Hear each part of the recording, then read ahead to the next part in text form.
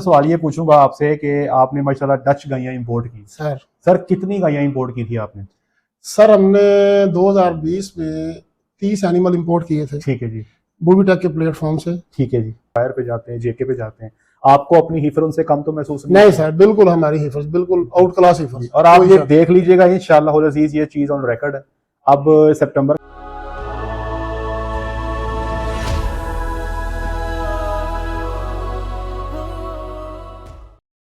जी, बिस्मिल्लाहिर्रहमानिर्रहीम, अस्सलाम वालेकुम वरहमतुल्लाहि वबरकातुहू। मेरा नाम है डॉक्टर मोहम्मद मुज़म्मिल हसन। एक नए सेशन के साथ आपकी खिदमत में हाज़िर। तमाम तारीफ़ें अल्लाह पाक के लिए। आए सब भाई मिलके खातमुन नबी रसूल अकरम सल्लल्लाहु अलैहि वसल्लम की ज़ात पर दरूद शरीफ का नजराना भेजें। अल्लाहुम्मा सल्ली अला मुहम्मदिन व अला आलि मुहम्मदिन कमा सल्लैता अला इब्राहीम व अला आलि इब्राहीम इन्नका हमीदुम मजीद। अल्लाहुम्मा बारिक अला मुहम्मदिन व अला आलि मुहम्मदिन कमा बारकता अला इब्राहीम व अला आलि इब्राहीम इन्नका हमीदुम मजीद। हमारे साथ नईम भाई मौजूद हैं, आफ्ताब डेयरी से कसोवाल से तशरीफ़ लेकर आए हैं जी। इनसे थोड़ा सा इंटरव्यू करते हैं। इनको माशाल्लाह 5 साल हो गए हैं डेयरी फार्मिंग में। अब तक का क्या इनका तजर्बा रहा। सबसे पहले तो सवाल ये पूछूंगा आपसे कि आपने माशाल्लाह डच गायें इंपोर्ट की। सर कितनी गायें इंपोर्ट की थी आपने? सर हमने 2020 में 30 एनिमल इंपोर्ट किए थे। ठीक है जी। बूबीटेक के प्लेटफॉर्म से। ठीक है जी। तो 30 एनिमल से हमने स्टार्ट लिया था। बिल्कुल ठीक है। उसके बाद मजीद जानवर भी लिए? जी सर, वो थोड़ा आपने गाइड किया था कि एक शॉट आएगा तो आप लोग जरा ज्यादा इजी हो जाएंगे जी। फिर हमने 2 साल के बाद एज पर योर रिक्वायर आपने और जानवर लिए? हमने 10 एनिमल ऐड किए थे, वो भी डच ही। ठीक है जी। इधर से ही हमें एक फार्म से अच्छी हिफर्स मिल गई थी। ठीक है जी। तो वो ऐसे हमारे पास नंबर टोटल जो हमने परचेज किए वो 40 का हो गया। 40 परचेज किए माशाल्लाह। आज हमारे पास टोटल जानवरों की तादाद जो है कितनी है जी? हमारे पास जी लेस देन 100 है, लेकिन 95 प्लस है अल्हम्दुलिल्लाह। आप ये देखें कि इनको तकरीबन अभी 5 साल का अरसा मुकम्मल नहीं हुआ, डिफरेंट किस्म के झटके लगे, बहुत सारे प्रॉब्लम्स भी आए। और चूंकि नए फार्मर हैं और सीखते सिखाते, छोटे फार्मर को सबसे बड़ा प्रॉब्लम ये होता है कि वहाँ तक टेक्निकल सर्विसेज का पहुँचना और बहुत सारी चीज़ों की इंफॉर्मेशन वो ज़रा बिल्कुल एंड पे जाके कहीं मिलती है। उसके बावजूद माशाल्लाह बहुत अच्छा सर्वाइव किया और आज इनके पास तकरीबन 95 जानवर जो है फार्म पे मौजूद है। मुझे याद है जब फर्स्ट टाइम मैं आपके फार्म पे आया था तब आपका शेड खाली था जी। बिल्कुल हमारे तो अब तो भर गया माशाल्लाह अल्हम्दुलिल्लाह जी। जिधर हमने बैठ के आपसे वीडियो बड़े मुफीद मशवरे लिए थे वो पूरा भर गया, वो भर गया। तो मेरा ख्याल है मैंने 2023 में कहीं चक्कर लगाया था जी। 23 में आप 2023 में आया था। तो जो आपको फीड फार्मूलेशंस दी थी, जो आपको चीजें बताई थी, वो ऐसा चल रही हैं? सर बिल्कुल एज इट इज जैसे आपने बताई थी फार्मूलेशन जी जी। जैसे मिल्क के हिसाब से वंडा और वंडे की फार्मूलेशन हमने उसी को फॉलो किया। ठीक है। और उसके हमें बड़े रिजल्ट आए। जब हम कंपैरिजन करते थे ना 2023 से पीछे, यानी आप आए थे नवंबर में जी, तो उसके बाद हमारे टोटली आप कह सकते हैं कि 180 वाला मामला था। ये मुझे कह रहे थे कि हमारे पास डच गायें हैं, दूध जो है ना वो उसके मसाइल ये बता रहे थे। मैंने कहा यार डच गायें हैं आपके पास, हमारे पास भी एक सेटअप में डच गायें हैं। और ये कहते थे कि आपकी वीडियो में हमें वाने देखते हैं इतने बड़े जी जी। वो चकवाल वाला जो फार्म वही देख देख के हम हैरान होते थे कि एनिमल हमारे वैसे साइज वाइज ठीक थे, सब कुछ ठीक है, वाने नहीं बनते थे। और जो थोड़ा बहुत दूध हम मैक्सिमम जाते थे 22-24 लीटर पे। अब देखे ना वैरायटी गायों के साथ 22-24 लीटर समझ नहीं बिल्कुल ऐसे ही था। अब माशाल्लाह जी मुझे बताएं कि आप कितना को दूध टच कर जाते हैं आप? सर हमने उसके बाद दूध लेना स्टार्ट किया और हमारी आप कह सकते हैं कि जो 60% हमारी गायें हैं ना जी जी, वो 35 प्लस है, उसमें 45 वाली भी हैं। ठीक है जी। 50 को भी टच किया है अल्हम्दुलिल्लाह। बिल्कुल ठीक है। तो 35 से तो कम हमारा नहीं है। वो आप समझ आती है ना कि इन गायों में पोटेंशियल है। बिल्कुल है, वो हम में नहीं था। मैं सबसे बात कहता हूँ कि हल्की नकम्मी से नकम्मी गाय भी आप वलैती ले लें तो 25 लीटर तो वो कर ही देती है। और सेकंड थर्ड लैक्टेशन का जानवर हो तो वो 30 से ऊपर निकल जाता है। इनके तो जानवर भी माशाल्लाह अच्छे थे। बहुत आसान होता है जी, आप किसी जगह पे चले जाएं और वहां पे जाके ना जी आप जानवरों का कसूर निकाल दें और फार्मर से कहें नहीं जी आपके जानवर ठीक नहीं है। लेकिन जानवरों में पोटेंशियल था, सिर्फ छोटा सा फार्मूलेशन इनकी ठीक हुई है। और बंदे नए थे सर, हम ना बंदे नए थे, हमें ये भी चैलेंज था जी। तो बस जितनी के लेफ्ट राइट से जो हमारे करीब 1-2 फार्म थे वो भी नए ही थे, नहीं सीख रहे थे तो उनसे फिर हमने आगे थोड़ा थोड़ा जो सीखने की कोशिश की, लेकिन वो बहुत कम था। जी जी वो जब आपकी हमें असिस्टेंस मिली जी जी तो उसके बाद यकसर वो तब्दीली आई, इसमें कोई शक नहीं है। फिर लास्ट ईयर हमने आपसे, बल्कि 2 साल पीछे हमने ब्रीडिंग की कंसल्टेंसी आपसे ली, जी जी। उसके रिजल्ट हमारे अल्हम्दुलिल्लाह 100%। ये अल्हम्दुलिल्लाह। बताएं कि पहली दफा जो सबसे बड़ा टारगेट होता है ना वो ये होता है कि डच गायें थी और हमने बीच में अमेरिकन सीमन डाल दिया। जी ऐसे ही एक ख्वाहिश होती है फार्मर की कि जी डच को डच ही लगाना है, अमेरिकन को अमेरिकन लगाना है। ऑस्ट्रेलियन वाले जो है वो कहते हैं जी हमारी ऑस्ट्रेलियन गाय है, हमने जी ऑस्ट्रेलियन लगाना है। पहले मुझे ये बताएं, अब माशाल्लाह हीफर्स अब आपकी वो आ गई हैं जो डच और अमेरिकन का कॉम्बिनेशन है, कॉम्बिनेशन कैसी हैं देखने में? सर बड़ी अट्रैक्टिव है। हम ये ब्लॉग से पहले भी बातें यही कर रहे जी थे, जी देखने में बड़ी खूबसूरत चमक दमक वाली, जी जी साइज हाइट, यानी ना जी। जो हम देसी बंदे जो है ना उनको फील कर सकते हैं, देखने में आउट क्लास। आपने कभी सोचो देखा होगा, हम लोग जाते हैं डेयरी फार्म्स पे सिलेक्शन करने के लिए, ईस्टर्न पे जाते हैं, सफायर पे जाते हैं, जेके पे जाते हैं, आपको अपनी हीफर उनसे कम तो महसूस नहीं सर, बिल्कुल हमारी हिफाजत बिल्कुल आउट क्लास हिफाजत। और आप ये देख लीजिएगा इंशाअल्लाह अज़ीज़, ये चीज़ ऑन रिकॉर्ड है। अब सितंबर का महीना स्टार्ट है, अक्टूबर नवंबर में आप लोग इंसेमिनेशंस करें, सितंबर अक्टूबर जो नेक्स्ट आ रहा है जी उसमें आपकी ये बच्चियां बच्चे दें इंशाअल्लाह अज़ीज़। इनकी पहली लैक्टेशन 35 प्लस की लेंगे इंशाअल्लाह। एक चीज बताइए कि आपने 350 kg बॉडी वेट से नीचे टीका नहीं रखवाना, बेहतर है। वो कह रहे हैं कि फर्ज है सही है। जो 360 पे आ जाए 370 पे आ जाए उसको टीका रख दें। बॉडी वेट पहली काविंग पे 550-600 किलो आ गया तो ये इंशाअल्लाह अज़ीज़ दूध की नहरें बन जाएंगी। आपको फर्क महसूस होगा कि जो दूध की जो प्रोडक्शन है आपकी आगे से आगे जो है वो बेहतर से बेहतर ही होती चली जाएगी। ये आप एक वाज़ेह फर्क महसूस करेंगे दूध की प्रोडक्शन के हवाले से। अब आपके फार्म में माशाल्लाह डच भी खड़ी हैं, डच और अमेरिकन मिक्स भी खड़ी हैं। जी ऐसे ही है। देखने वाले को कोई बंदा बाहर से फार्म पे आ जाए, उसको कोई महसूस होता है कभी किसी बंदे ने कहा हो कि यार ये बछड़ियां जो है ये अलग हैं, ये आपकी डच हैं, या देख के को पता लगता है कि ये डच हैं या सर? नहीं, बिल्कुल भी हमें खुद नहीं पता चलता। जब हमने पहचान करनी होती है ना कि ये फर्क किसकी है, तो फिर हम फौरी कंप्यूटर खोलते हैं, रिकॉर्ड देखते हैं, फिर हमें पता चलता है कि ये फलां गांव की है और इसको हमने फलां सिमर रखा था, अमेरिकन था या डच था। अदरवाइज वो सारी, वो पंजाबी में कहते हैं ना, डब खड़बी एक जैसी है। ऐसे ही है। मैं यही बात अपने दोस्तों को कई दफा बता चुका हूँ कि अगर आपको ये लगता है कि शायद डच गाइयां मुख्तलिफ हैं, अमेरिकन गाइयां रंग सूरत और कद काट में कोई फर्क है उनका, या ऑस्ट्रेलियन का फर्क है, भाई नहीं है। एक ही जगह पे आप 10 गाइयां जो है वो आप खड़ी कर दो, अमेरिकन भी डाल दो बीच में, डच भी डाल दो, ऑस्ट्रेलियन भी डाल दो, बिलीव मी हम समझ ही नहीं आती कि इनमें से अमेरिकन कौन सी है, डच कौन सी है।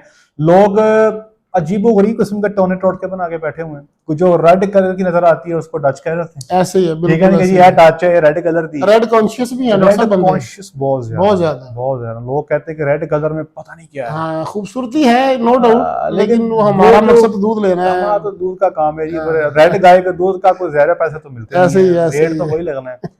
तो मेरे भाई ये याद रखिएगा कि गायों की शक्लो सूरत देख के आप ये नहीं बता सकते हो कि इसका कंट्री का ओरिजिन कौन सा है। इसी तरह हम सफायर पे जाते हैं, जेके पे जाते हैं, आपके इधर ईस्टर्न पे भी जाते हैं, दादा डेयरीज पे भी वो मुख्तलिफ फार्म्स पे सिलेक्शन के लिए जाते हैं। वहां पे जो जेनेटिक्स है ना, इन फार्म्स पे अमेरिकन ऑस्ट्रेलियन मिक्स मेजॉरिटी पे खड़ी हुई है, तो आपको समझ ही नहीं आती। आपने देखना ये है कि आप अपनी गाय को बनाना क्या चाहते हो। हमारा इस वक्त जो फोकस है, जो पाकिस्तान की जो इस वक्त सिचुएशन चल रही है इकोनॉमी की, जब तक हमारी दूध की एवरेज नहीं बनती ना हम लोग सर्वाइव नहीं करते। बिल्कुल ऐसे। गर्मी में 25 लीटर, सर्दी में 30 लीटर जब तक नहीं होगा तो हमें डेली में चासी नहीं आनी। ऐसे इस टारगेट को लेने के लिए हमें जो हाईएस्ट मिल्किंग जो काउज है ना जी वो प्रोड्यूस करनी है। और अप टू माई एक्सपीरियंस जो अब तक मैंने देखा है, अगर आप मिल्क वॉल्यूम को फोकस करना चाहते हैं ना तो American market is the best. Just go for the American semen, कोई अपनी मर्जी का लगा लें, अपने डॉक्टर से कंसल्ट करके आप देखिएगा, आप जो मिल्क वॉल्यूम है उसमें बहुत जल्दी डेवलपमेंट कर जाएंगे। अब तो सीमन ऐसे भी अवेलेबल है जिसमें ना सिर्फ मिल्क वॉल्यूम बल्कि आप मिल्क फैट को भी इंप्रूव कर सकते हैं। पिछले साल एक सीमन था हमारे पास रॉको जी, हमने रखे। रॉको की जो डॉटर्स थी उनकी जो मिल्क फैट थी 4.6। अमेरिकन, यस, हालांकि अमेरिकन का थोड़ा लोग यही कहते हैं ना कि दूध पतला होता है, दूध पतला होता है। अमेरिकन था और उसकी जो डॉटर्स का जो मिल्क वॉल्यूम था, वो जो फैट था वो 4.6 था। मेरे पास सेटअप है अमेरिकन का, उसका वहां पे 4.3 के करीब फैट आ रही है एवरेज। तो ये सर डिपेंड कर रहा होता है मुख्तलिफ फैक्टर्स पे, लेकिन आप आपकी जो ब्रीड की जेनेटिक्स है वो इंप्रूव करने के लिए अब आपके पास सीमन मौजूद है। आप उनके जरिए आप फैट को भी इंप्रूव कर सकते हो, आप मिल्क प्रोडक्शन को भी इंप्रूव कर सकते हो। अब तो ऐसे बुल भी हैं जो हाई मिल्क प्रोडक्शन के साथ हाई ब्रीडिंग भी दे रहे हैं, हाई मिल्क भी दे रहे हैं और हाई ब्रीडिंग भी दे रहे हैं। ये डबल डबल एडवांटेजेस जो हैं जो आप ले सकते हैं।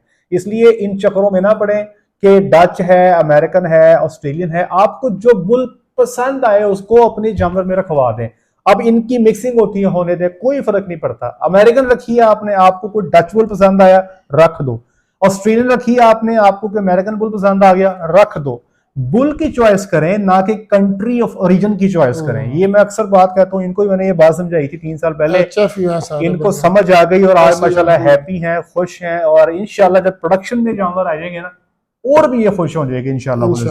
तो सर माशाल्लाह ये कहते हैं कि डेयरी में 3 साल के बाद ही को समझ आने लगती है और उसके बाद ही आपको जो रिटर्न्स हैं या जो प्रॉफिट्स हैं उसकी खास समझ आती है। पहले 3 साल पंजाबी से कहते हैं ना कि धंधा चले जीप लेके बस 3 साल कर जी बिल्कुल जी। तो अब आपके तो माशाल्लाह 3 साल पूरे हो गए हैं, तो अब क्या आपकी का ख्याल है कि ये वाकई ये बात ठीक है या ये डॉक्टर है भी 3 साल अपना डंग टपाओ प्रोग्राम करते हैं? नहीं नहीं सर, ऐसा डंग टपो वाली बात नहीं है। ये मैं कहता हूँ कि बात 100% बिल्कुल ठीक है उन बंदों के लिए जो 3 साल बिल्कुल ट्रैक पे रह के गुजारते हैं। ये भी मैंने आपसे सुना हुआ है। सही है। यानी आप बस टाइम ना देखते रहे 3 साल गुजर रहे हैं, करें कुछ भी ना, उसके बाद रिजल्ट नहीं आएगा। जो बंदे बिल्कुल ट्रैक पे रह के, और हर बंदा अपनी जगह कोशिश करता है, हमने भी की है। यानी मैं 24 आवर, हमारा डॉक्टर है, हम 2 भाई हैं, पूरी टीम है हमारी। तो हमारे रिजल्ट्स अल्हम्दुलिल्लाह अभी बहुत बेहतर है। हमने बहुत इंप्रूव किया, हमने सीखा बहुत कुछ है। 3 साल के अंदर हमने बहुत कुछ सीख लिया। अभी हम जिस फेज में है ना, जैसे मैं आपको पहले बता रहा था कि अभी हमें ना थोड़ी वो रोशनी गार के अंदर से ना नजर आनी शुरू हो गई है। रोशनी आ रही है। हाँ, ये जेन्युइन बात जी। हमें यानी कुछ ना कुछ रिटर्न भी आ रहा है, हमारी वो उसकी वर्थ भी, यानी फार्म भी भर गया है अल्हम्दुलिल्लाह। शेड था हमारा 120 क्यूबिकल्स वाला ना जी। तो नंबर ऑफ एनिमल मैंने आपको पहले बता दिए हैं, यानी ऑलमोस्ट हम उस पर अभी आपकी ये सीजन की काबिल रहती है जी। अभी हमारे तकरीबन 20 से 22 एनिमल अभी आने हैं, यानी फुल हो गया अल्हम्दुलिल्लाह।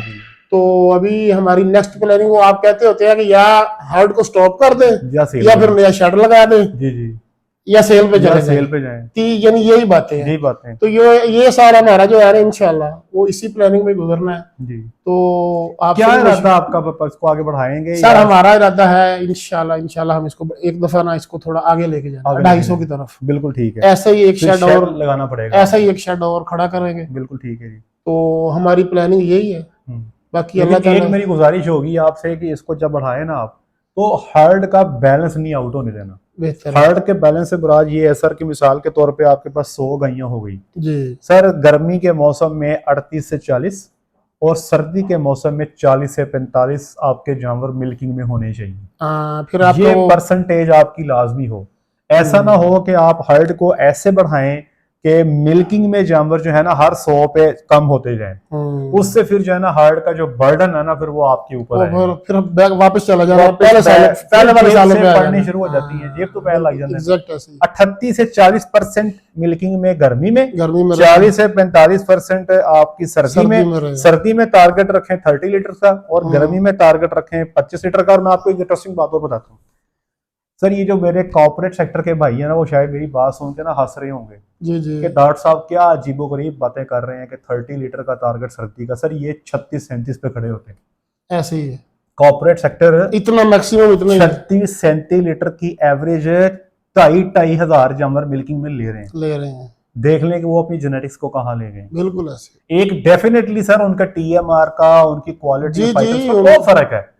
लेकिन हम भी अगर कोशिश करें ना, मैंने पिछले साल एक सेटअप पे जोर लगाया, हम वहां 35 को टच कर गए, बाकी हम तकरीबन 32, 31, 32 इसी के आसपास थे। सही है। आप यकीन करें कि जब ये फिगर्स आप अचीव कर लेना, ये जो मैंने आपको 2 बातें बताई हैं, फिर आप भूल जाए फिजिबिलिटी को। फिर ये फिजिबिलिटी ऐसी प्यारी बनती है कि फिर बंदा कहता है कि यार सारे काम छो, डेयरी वाला काम ही सबसे बेहतर है। और मेरी अगली गुजारिश ये है आपसे कि माशाल्लाह आप सेकंड हट भी लगा रहे हैं, अपने सोशल मीडिया पे ना जी अपनी पहचान बनाएं।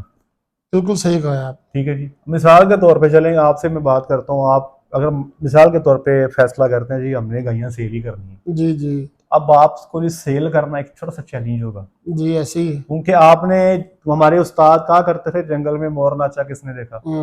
अब आप कसोवाल में कितना अच्छा काम कर रहे हैं, दुनिया को तो नहीं पता ना, दिखाएंगे तो नजर आएगा। वो तो जब तक आप दुनिया को दिखाएंगे नहीं, अपनी पहचान बनाएंगे नहीं, और बार बार जैसे ना एक बात बार बार करनी लोगों के ज़हन में वो डालनी, तब तक वो आपके ना वो क्लाइंट्स नहीं बनते। ऐसे ही।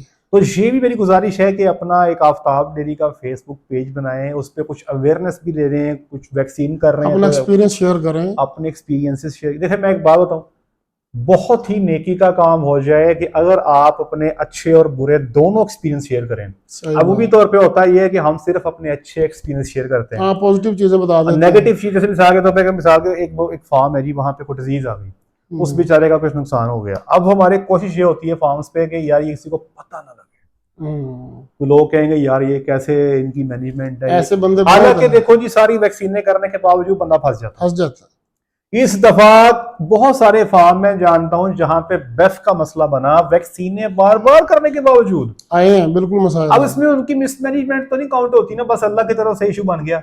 तो अगर आप इसको भी साथ में लोगों को अवेयर करें कि यार देखो ये मसला बन गया है, अपने कान खड़े कर लो। अब होता ये कि जब हम कोई बात करते हैं ना एज ए डॉक्टर कि जी आप वैक्सीन करवा लें, क्योंकि हमारे पास लोग राब्ते में रहते हैं, हम कहते हैं फलाना कम कर लो, लोग कहते हैं जी ना कंपनी वाले को पैसे फाड़ लेंगे, हम वैक्सीन बेचना, सोचने का उनका एंगल ही चेंज हो जाता है। फार्मर जब कहता है ना वो फिर उस पर असर करेंगे, उस पर फिर असर होगा। ये बात सही है, ठीक है ना, वो कहेंगे इसके ऊपर बीत रही है, इसका इकोनॉमिकल लॉस हो रहा है, इसलिए इसकी बात ना जी सुन लो। ऐसे ही जब हम कहते हैं वो कहते हैं इन्हें अपने डगर ने इन्हें अपनी वैक्सीन बेचनी है, इन्हें कंपनियों को पैसे फाड़ लेने, इतनी मनफी सोच हो जाती है। हमने तो आप यकीन करें कि बहुत सारी बीमारियां जिसका हमें पहले आइडिया हो जाता है, हम अपने अपने फार्म्स पे तो उसका जो है वो सद्देबाब कर लेते हैं, लेकिन सोशल मीडिया पे पोस्ट करते थोड़ा अवॉइड डर ही लगता है भाई। नीचे यकीन करें वो शहजादे आ जाते हैं हमारे ऊपर इल्जाम लगाने के लिए कि भाई ये हो गया वो हो गया। कंपनियों की वैक्सीन भाई ऑटो सेल है, अब वो जमाना नहीं है कि लोगों को बताना पड़ता है। अब जिसने लंपी करनी है उसने हर साल करनी है, उसने मेरे कई को भी कर लेनी है, उसने मेरे नए कई को भी कर लेनी है।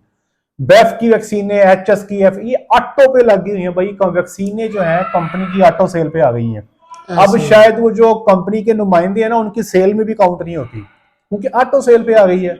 बहरहाल अल्लाह की जात आपको कामयाब करे सर, आपका सीजन ब्रीडिंग का अच्छा गुजरे इंशाल्लाह। बहुत शुक्रिया आपका। डॉक्टर साहब एक क्वेश्चन है सर वो क्वेश्चन ये है कि अभी आपको पता है ये पिछले 1.5-2 माह से ना ये मकई के रेट आसमान पे चले गए। ऐसे ही है ना, ऐसे ही और मोस्टली फार्मर यही है कि वो मकई हम तो बंडा हर चीजें ऐसे परचेज करके तो मिक्सिंग करवाते हैं जो भी मामला है।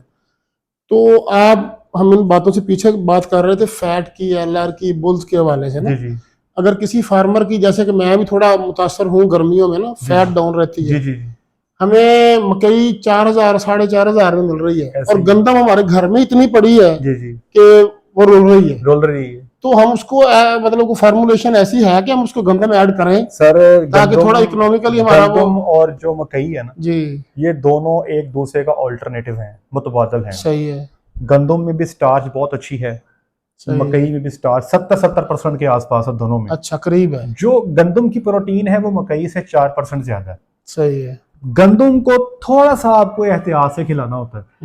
गंदम आप खिला सकते हैं, मिसाल के तौर पे अगर आप जानवर को 6 किलो मकई दे रहे हैं पर डे, आप उसमें 2 किलो गंदम ऐड कर दें, 4 किलो मकई कर दें उसमें। लेकिन इसमें होता ये कि जो गंदम है ना ये पेट में जाके जल्दी तेजाबियत बनाती है, इसके लिए फिर आपको जो है ना अच्छी क्वालिटी का बफर बीच में डालना पड़ेगा, बफर यूज। लेकिन एक बात और है कि मुझे मेरी फार्मर कह रहे थे कि जी सैलाब आने की वजह से पाकिस्तान में ना गंदम का बहुत नुकसान हुआ है। बिल्कुल हुआ। वो ये मुझे कह रहे थे कि यार आप एक व्लॉग कर दें, उसमें लोगों को गाइड करें कि यार गंदम ना खिलाएं जानवरों को, इंसानों की कंजम्पशन के लिए रहने दें जी, ताकि जो है इंसान बेचारे फाकों से ना बने। तो ये भी एक एंगल है, इसको भी देख लीजिएगा जी, वो भी मद्देनजर रखना चाहिए। लेकिन मैं वैसे ये कह रहा था कि मतलब ओवरऑल फार्मरों के पास, जैसे हम गांव वाले लोग हैं ना, किसान है जी जी, हमारे पास हमने सेल किया, रेट नहीं था जी जी, हमने काफी सारे बंदों को नए भी रखे। अब तो गंदम भी ऊपर चलेगी है ना, लेकिन मकई से तो फिर भी वो नीचे ही है। मकई से वो जो चीज घर की मुर्गी वो दाल बराबर वाली है, हमारे पास पड़ी है आजकल है 32-33 और 4,000 के ऊपर चलेगी, 4,000 के ऊपर चलेगी। जो अच्छी वाली मकई है ना, फाइन जो बिल्कुल 10-12 मॉइस्चर वाली 4,000 से ऊपर मिल रही है, ऐसे ही है। तो वो मैं इसलिए थोड़ी मैं कह रहा था कि आपने चले बता दिया जी। कि अगर 6 किलो मकई डाल रहे हैं तो उसको उसमें 4 कर दें, उसको 2 कर उसमें दें। 2 किलो। लेकिन स्लोली करनी है और बीच में बफर तगड़ा ऐड कर देना है। हाँ, बफर तो already जरूर ऐड करें, आप इंपोर्टेड बफर डाल दें जो लॉन्ग लास्टिंग हो, लंबा सा काम सोडे पे करे। यानी नहीं जो रहा। मीठा सोडा है ना, जी। ये शॉर्ट एक्टिंग है। ये जल्दी यहाँ पे हो इस तरह करें, मीठे सोडे के साथ मैग्नीशियम ऑक्साइड डाल दें 30 ग्राम, वो फिर इतना काम। मैग्नीशियम ऑक्साइड स्लो एक्ट करता है, ये फास्ट करता ये है। फास्ट करता है और थोड़ी देर के लिए करता है, वो स्लो करता है और लंबे देर के लिए करता है, तो काम पूरा हो जाता है। सही। नहीं तो फिर आप कोई इंपोर्टेड बफर ले लें, इसकी डोज 30 ग्राम डालेंगे। 30 ग्राम। अगर बफर, फिर वही बात आ गई कंपनी वाली, पता नहीं आप बताएंगे कि नहीं। तो मैं आपको ना वीडियो बंद होने के बाद बताऊंगा, नहीं तो थले वाट कर जाएगी। बफर अगर हम लें जो इकोनॉमिकली भी हो, हाँ, तो सर अगर मैं आपको लिख देता हूँ, आपको उसको है कॉपी से लेके डाल लें। चले सर गुड हो गया। बहुत शुक्रिया, अपना ख्याल रखें, बहुत शुक्रिया, याद रखें, जज़ाकल्लाह जी। 5 वक्त की नमाज 5 जमात अदा करें। अस्सलाम वालेकुम वालेकुम रहमतुल्लाहि व बरकातहू।